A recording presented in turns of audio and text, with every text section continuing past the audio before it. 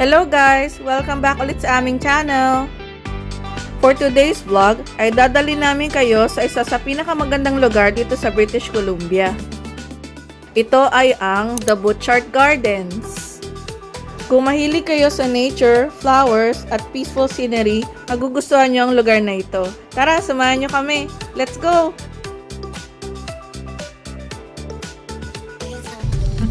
Nakakatayo. Here? Right? Yeah.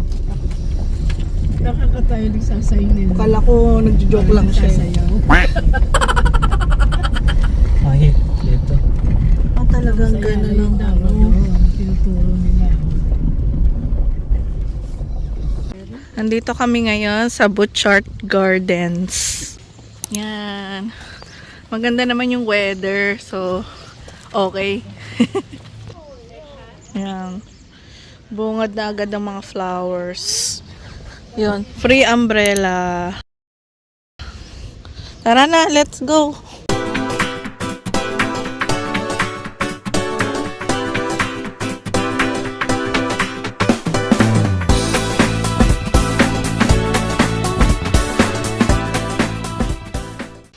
Maganda maaga kayo pumunta dito para hindi masyadong crowded kasi mamaya crowded na.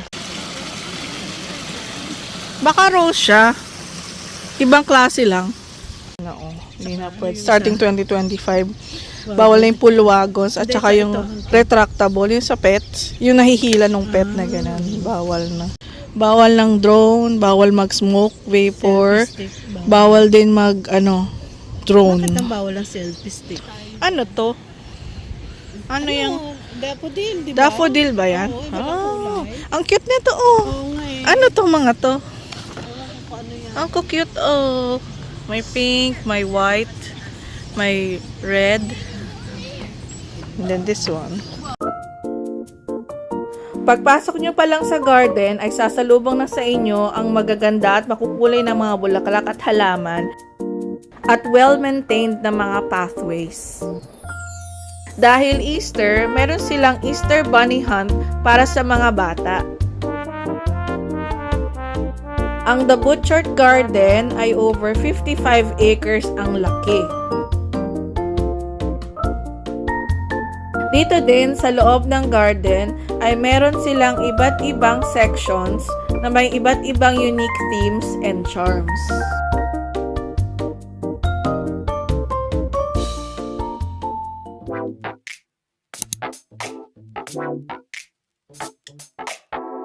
Itong world-famous garden ay nagsimula as a family project over 100 years ago. Ito ay posible dahil sa Ross family. What's date today? April 19. Bumalik tayo sa taong 1900s. Ang garden ay sinimula ni Jenny Butchart, asawa ni Robert P. Butchart na isang cement manufacturer. Ang Butchart family pa rin ang nagmamanage ng garden hanggang ngayon. Ang dami tulips. Suotin mo, hindi pa mukha. Tulips yan? Oh! Ito meron na. Oo. Punta nga tayo. Ayun pala, bunny oh. Ito pa bunny. Did daddy saw that? Ay, meron pa dun mama oh. Ayun o, punta tayo dun. Tayo nakapasok. Pwede ba pumasok? Oo, photo window lang. Window lang, mother. Ang galing eh, no?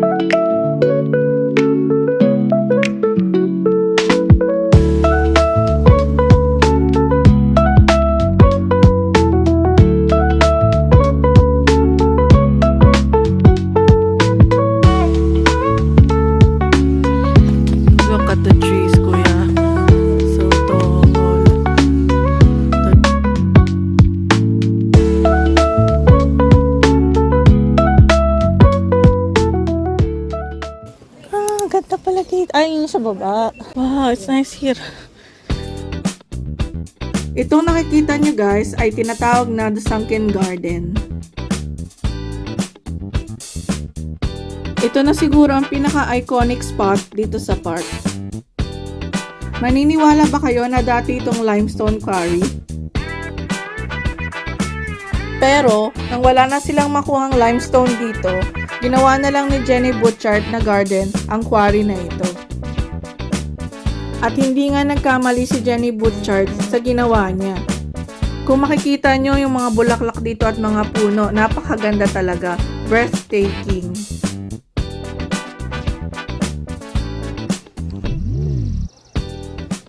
Dami, ang gaganda oh. Ganda. Si mama naiwan na dun. Ang ganda dito guys. Punta kayo dito pag napadpad kayo sa Victoria Island.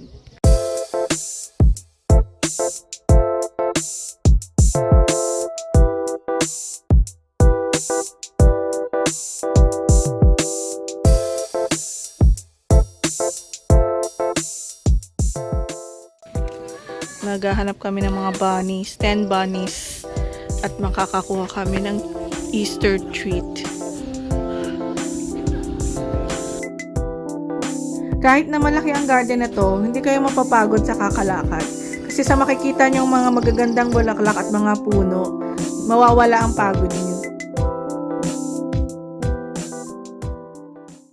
Let's go! Wala pa tayo sa kalahati. Ayan o, kada daanan may mga tulip. Ayan. Sa pathway. Sulit ang bayan. Yeah, sulit nga. Mahal pero sulit. Cute nito oh, parang bell. Sulit ang bayan. Akala ko libre to. Akala ko free, hindi pala. Sobrang ganda, kailangan ng maintenance. Ayan, daffodil. Saan? Ayan. Ah, daffodil. May bee. Daffodil ba to? Buti, maganda weather nung pumunta tayo. Patulis, no? Bilog, pabilog.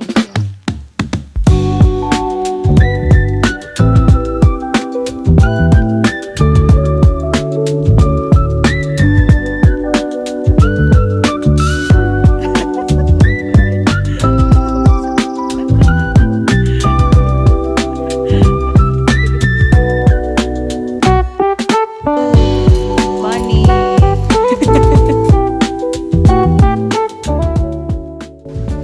Kami dalawa na lang ni Ma. Ayun, speaking.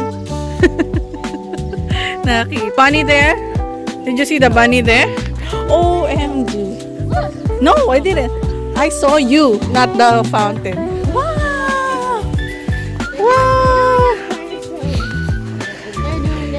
Wow!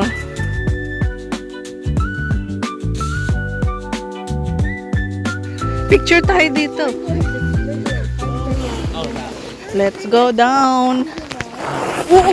Be careful. Be careful. Wala talaga akong masabi kundi napakaganda dito sa The Butchart Gardens, no? Walang pagsisisi na pumunta kami dito. Wala talagang tatalo sa nature, no? Napakagaling talaga ni God sa kanyang mga creations.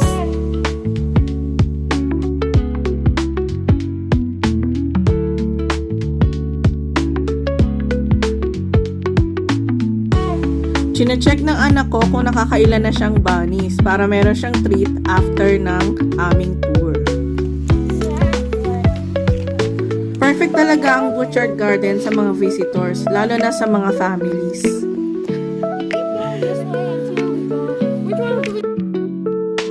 Napaka-perfect din ng weather kaya thankful kami.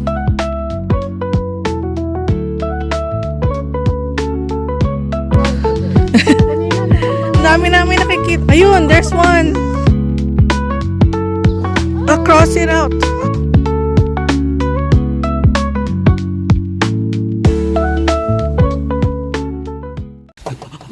Dragon fountain. Oh, let's go. Time to go to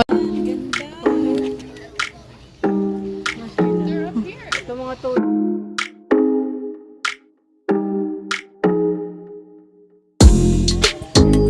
Japanese garden.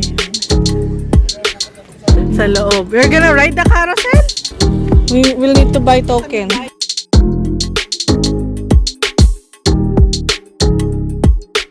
Meron din silang carousel dito sa loob ng The Butchert Gardens para sa mga kids at kids at heart.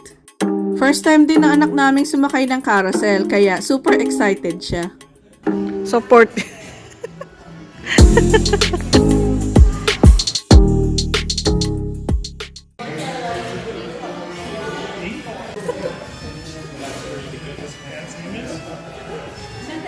Hello.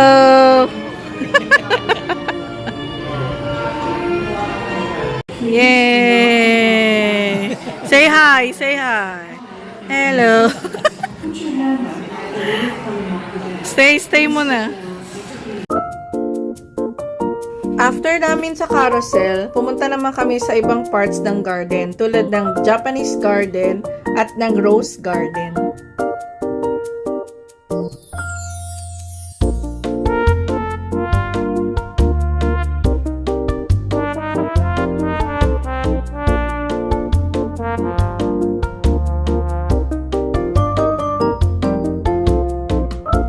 Nagko-conduct din sila dito ng mga concerts at events.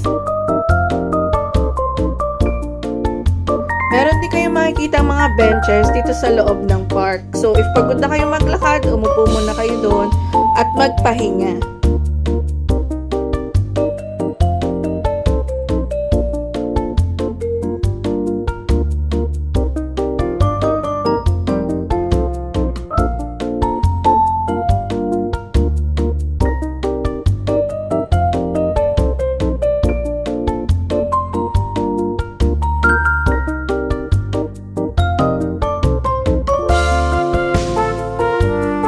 Ito na siguro ang pinaka-paboritong part ng mga anak namin, ang Dragon Fountain. Hello! Hello! Tulungan mo na kuya. Hello. Hello. Sa coin and make a wish. Ha? Ang ganda. Oh, mama! Ano ba yan, mother? Yan, ibang klaseng tulip din yan. Oo, ito rin, oh. These look like fire flowers. Oo nga, parang fire flowers daw. Ang taas ng puno, oh. Wow, laki. Oh, so big. Hawak na kamay, ganun. Doon, 3, 4. Ang laki eh. Laki nga. Umaraw na. Dami pang pwedeng puntahan. Di pa tapos. Oh, see. Bigyan mo sa akin. Padalan mo ko. Padadalang kita. Ayun, oh, doon ang rose garden. Ayun ang rose garden. Bulaklak. Sila, oh, wala pa. Ngayon pa lang sumisibol, parang Oo. doon sa atin. Ngayon pa lang siya. Ang ganda, oh. Oh. Ganda.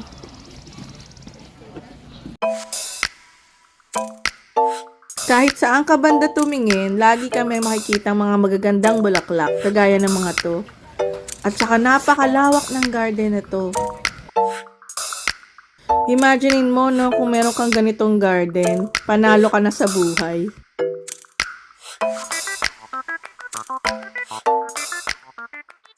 Ayun, no? Ay, sabi, ayun. What? Over there. Oh, yeah, there's a bunny there in the middle.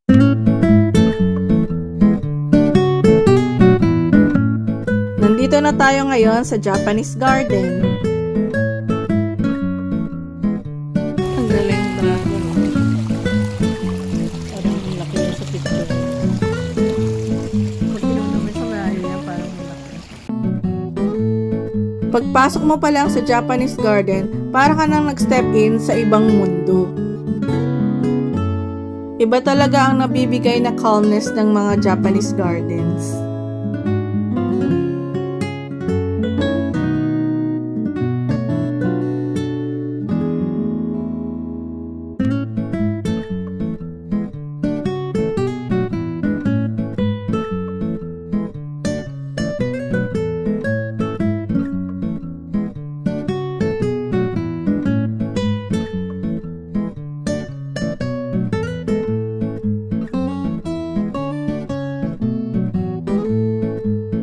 At nakakadagdag pa sa calmness is yung sound ng water na nagfo-flow.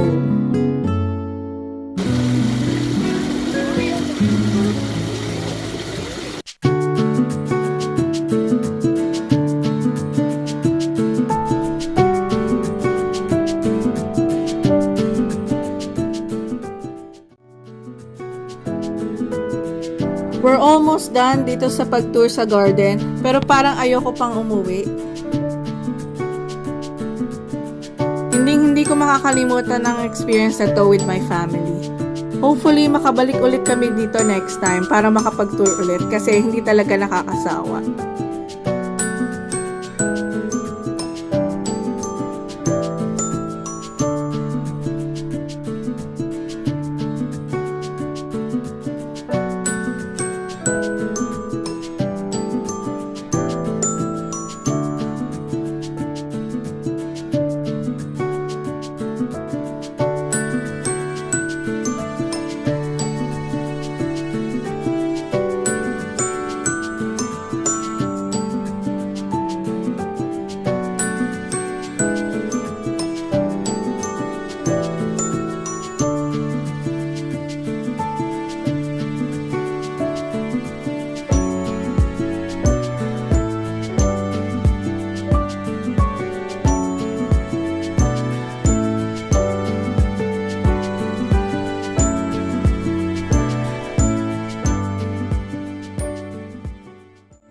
Honestly, isa to sa mga lugar na kailangan mong puntahan at makita in person para mas lalo mo pang ma-appreciate ang lugar. Whether turista ka or local, ang Burchard Garden talaga is a must visit. Prawns. Chicken.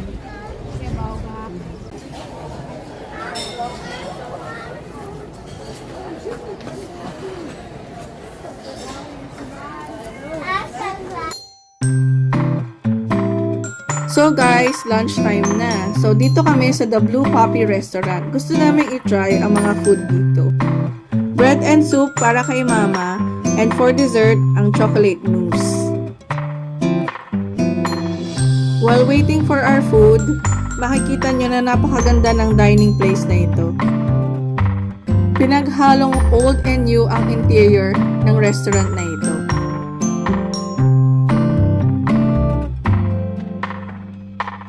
Oh, andito na palang food namin.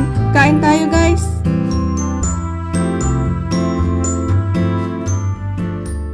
So guys, hanggang dito na lang muna ang video natin. If you enjoyed this video po, please po, pa-like, pa-share, pa-comment at pa-subscribe. Thank you again. See you again next time. Bye-bye. God bless po.